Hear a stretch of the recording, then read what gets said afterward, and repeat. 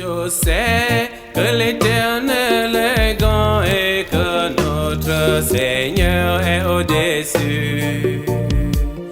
Je sais que l'Éternel est grand et que notre Seigneur est au-dessus. Éternel.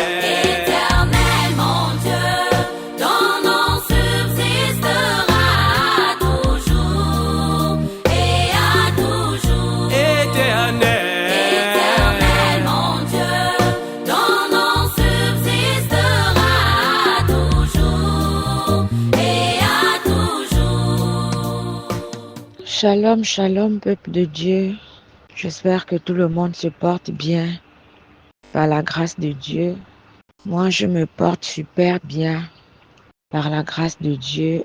Mon bébé et moi, nous allons bien. C'est moi, la sœur Marinette, qui a accouché d'un enfant prématuré. Ça fait quelques jours. Je viens ce matin vous faire ce grand témoignage, pour témoigner la grandeur et la puissance de notre Seigneur Jésus-Christ. J'ai voulu témoigner lorsque je sortirai de l'hôpital, mais l'Esprit me demande de le faire depuis hier. Je ne sais pas pourquoi. Peut-être pour exhorter quelqu'un, peut-être pour aider ou de mettre en confiance celui ou celle qui est encore dans le doute. Voilà.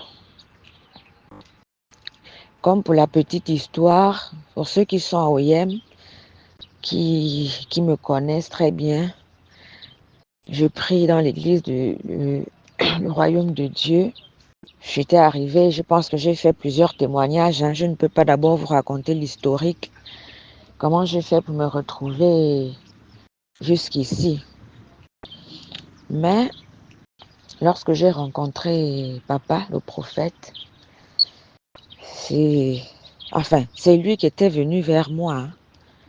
Moi, j'étais là tranquille, un pied à l'église, parce que je priais à ce moment dans une autre église, la chapelle des vainqueurs, un autre pied dans le monde.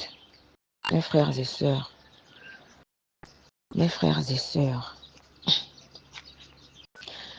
depuis 2014 jusqu'à présent, 2025, lorsque je prenais des grossesses, ça sortait. Je faisais rien que des avortements prématurés. Sans rien boire ou dire que quelqu'un va prendre des médicaments pour avorter, rien. Les grossesses que je prenais, je voulais bien les garder. Ça sortait que les 7 mois, les 6 mois, les 5 mois. Alors, quand je suis allée quand je suis locataire du prophète, il m'a dit, je veux te voir. Après, je suis allée dans son bureau. Il m'a révélé, il m'a fait des prophéties qui étaient vraies. Lorsqu'il m'a dit que mon ventre était sale, j'ai dit, voici un point dont je suis en train de combattre en ce moment. Mon ventre est sale. Quand on dit le ventre est sale, ce n'est pas seulement un ventre physique qui est sale. Ça peut être aussi un ventre spirituellement sale. J'ai dit, papa, qu'est-ce qu'il faut faire? On va faire un travail spirituel. J'ai fait le travail spirituel avec papa, rien qu'avec l'huile qu'on bénit, qui devient l'huile d'onction, et le sel qu'on bénit, qui devient un sel béni. L'huile d'onction, là, j'ai commencé à frotter, j'ai commencé à boire, à faire les purges avec mes frères et sœurs. Ce qui sortait même dans mon ventre, là, moi, je ne connaissais pas. Et comme Dieu fait ces choses, comme il comprend, comme le chant de cantique, il fait ces choses dans les cieux, comme il veut. Moi, je ne m'attendais pas pour le moment à une grossesse parce que j'étais tellement traumatisée. Ça faisait 3 grossesse que j'avais déjà perdue, comme ça, avec les réclamations que nous avons dans nos familles. Je vous assure que j'ai fait ce traitement-là avec foi. Et j'ai promis quelque chose à Dieu que Seigneur, si tu me sors de là, moi aussi, j'ai une promesse que j'ai faite à Dieu. Et après, j'ai mis Dieu au défi, bien aimé. Sincèrement, j'ai mis Dieu au défi. J'ai dit, parce qu'il n'est pas question, j'ai dit à Dieu, maintenant, je viens déjà rentrer tous les 2 pieds avec toi. Je ne vais plus faire un pied dedans, un pied dehors. Parce que c'est ça aussi qui nous tue, bien aimé. Avec Dieu, il n'y a pas de demi-mesure. Non. Avec Dieu, il n'y a pas de demi-mesure. Que ton oui soit oui, que ton non soit non. Vous voyez, depuis que moi j'ai dit oui à Jésus, j'ai abandonné les choses que je faisais dans le monde. Je ne peux pas compter. Mais j'ai totalement abandonné et je me suis prosternée devant sa croix avec tous mes fardeaux. J'ai dit, Seigneur, je suis fatiguée à un moment donné. Quand je pense que les gens meurent maintenant comme des poules et des coqs en ce moment, mais je me suis posé la question que si je meurs en ce moment, où irai-je? Dans les flammes de l'enfer? Non. Je me suis assise en âme et conscience. Je me suis confessée. J'ai dit là, c'est bon. Je me rends, comme on dit. Je me rends. Et je me suis rendue à l'Éternel. J'ai pris mon baptême. J'ai suivi tout ce que le prophète m'avait demandé de faire. Et je suis entrée vraiment dans la prière. J'ai un cantique jusqu'aujourd'hui dans ce ministère que je chante, que je danse souvent. Mais lorsque je danse ce cantique, lorsque je chante ce cantique, je le chante et je le déclare avec foi. Parce que c'est la foi qui sauve. Tant que tu n'as pas la foi, tu peux faire même 1000 choses, faire ceci, faire cela. Ça ne va jamais aboutir parce que le doute est en toi. Mais moi, j'ai enlevé ce doute-là. J'ai pris une grossesse comme ça, c'est arrivé comme ça. Et puis, j'ai décidé, j'ai dit, je fais confiance à mon Dieu. Là, le diable n'aura pas raison de moi. Et en faisant confiance en Dieu, j'ai accompagné ces actes avec des... On accompagne toujours avec des actions de grâce. Je vous dis que ça marche. On ne fait pas pour faire. Ça marche avec des actions de grâce.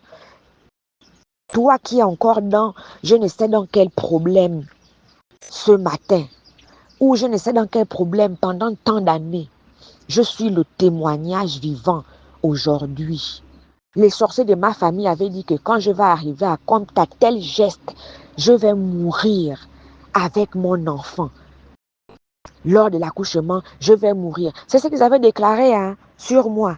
Quand je partais partout là. Allez regarder que mais qu'est-ce qui ne va pas avec moi. C'est qu'on me disait. Enfant, on disait que j'ai ce qu'on appelle Aka et Zuguzugaka pour ceux qui sont enfants. Donc les réclamations sataniques de nos parents là. Tu n'as rien fait à personne, c'est toi, la bête noire, c'est toi qu'on doit manger la tabaski. J'ai dit non. J'ai dit non. Parce que le sang de Jésus qui a coulé là, ça n'a pas coulé, comme disent les enfants aujourd'hui, ngori. Ça n'a pas coulé cadeau. Ça a lavé tous mes péchés, ça a lavé toutes mes iniquités. Alors, si je suis avec Dieu, de quoi aurais-je peur? Alors j'ai enlevé le doute. J'ai pris mon baptême. Aujourd'hui, je suis reconnue dans le livre du Seigneur Jésus-Christ. Et je reste ferme. Je reste ferme. Parce que je ne peux plus faire. Tu as déjà dit oui. Et lorsque tu sors encore, mais c'est que le diable va encore te faire, ce sera même pire. Et je me vois mal aujourd'hui. Mes frères et mes sœurs qui ont vu la grandeur de l'Éternel, mais qui sont encore retournés dans le monde. Comme pour dire que avec Dieu, je m'en vais seulement juste faire ma délivrance. Après, je retourne là où j'étais. Non, non, non et non. Avec Dieu, on ne fait pas ça. Avec Dieu, c'est oui. Si tu es avec lui, reste avec lui. Si tu es de l'autre côté, reste de l'autre côté. Mes frères et sœurs, c'est une exhortation que je viens faire ce matin pour la personne qui était encore dans le doute.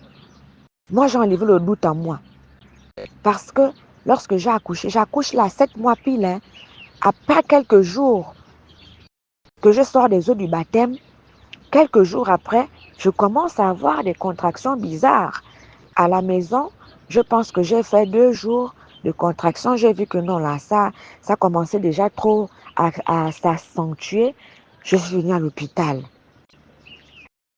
Mes parents ne sont pas là, hein. Ma mère, mes grandes sœurs, tous sont à Libreville. Moi, je suis ici seule. Mais c'est l'église qui m'accompagne. C'est ma deuxième famille, ma famille en Jésus-Christ, qui me soutient. Maman Hélène, elle et moi, nous sommes une parenté ni d'Adam, ni d'Ève. Ni d'Adam, ni d'Ève. Elle n'est pas de mon sang. On prie dans la même église, nous sommes en plus des collègues. C'est cette famille-là qui me soutient depuis. Lorsque vous voyez que quand ma famille va venir, le travail sera déjà fait. Lorsque je suis arrivée en salle d'accouchement, le diable a voulu encore me détourner, me donner encore du doute, repenser encore aux choses d'avant. Ah Seigneur, est-ce que c'est moi? Je vais encore venir perdre mon enfant. Ils ont dit que je vais mourir. Seigneur, j'ai dit à Satan que tu es un menteur. Tu mens parce que je ne suis plus dans ton camp. Et moi, je sors de là avec la victoire. J'ai commencé à déclarer le sang de Jésus inonder la salle. J'ai demandé à papa, je dis, comme je n'avais plus les cantiques dans mon téléphone, ça disparaît, ça, des fois, comme c'est dans le WhatsApp, après ça s'efface. J'ai dit, papa, envoie-moi encore les cantiques. J'ai mon cantique préféré là, que quand je vois comment les sages-femmes là, elles riaient même. J'ai dit, c'est pas mon problème. Dans la salle d'accouchement, je fais mon sport, je suis rassurée, je chante mon cantique, je suis rassurée. Je suis délivrée, j'ai trouvé un abri, tu es mon bouclier et ma haute retraite. Je suis délivrée, j'ai trouvé un abri. Tu es mon bouclier et ma haute retraite. Tu es ma force, oh mon Dieu. Ma forteresse éternelle. Ce cantique-là, mes frères et sœurs, j'ai commencé à chanter ça, non? Un miracle s'est produit. J'ai poussé l'enfant là, poup. Aussitôt, l'enfant là pleurait comme c'était un vaillant guerrier. Pleurait. Malgré tout, je déclarais toujours le sang de Jésus dans tes veines. C'est le souffle de Jésus que tu as, quel que soit le diagnostic du médecin. Je ne suis pas d'accord. C'est Jésus qui est ton médecin. Donc, c'est un grand témoignage. Des fois, quand j'y pense, je n'ai même plus envie de couper. C'est pour exhorter quelqu'un que si tu avais encore un pas dehors, rentre. Refuge-toi en l'Éternel parce que c'est ton appui, c'est ton abri. En dehors de lui, on n'a plus personne. Le nganga, c'est un menteur. Le charlatan, c'est un menteur. On ne marchande pas avec Dieu, non. C'est mon témoignage. Toi qui es dans le doute, ne te mets plus dans le doute. Toi qui n'as pas la foi, c'est la foi qui sauve. C'est la foi qui restaure. Et moi, j'ai eu cette foi-là.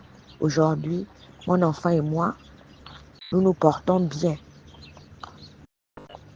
Quand on va sortir, ce sera encore notre témoignage. Parce que je n'ai pas encore fini avec Dieu. Lui et moi, c'est l'accord jusqu'à la fin. Je n'ai pas fini avec lui. Il m'a fait grâce et alors, je dois tenir aussi à ma promesse. Voilà, il a tenu à sa parole. Moi aussi, je dois tenir à la mienne. C'est comme ça. Accompagnez vos doléances avec des offrandes sacrificielles. Accompagnez, parce que ce sont ces offrandes-là qui vont parler en votre faveur. Ce sont les offrandes là qui doivent parler. Quand le diable veut encore venir dérober, c'est l'offrande là qui va parler en votre faveur. Shalom à tous. Soyez bénis au nom puissant de Jésus. Amen. Je sais que l'Éternel est grand et que notre Seigneur est au-dessus.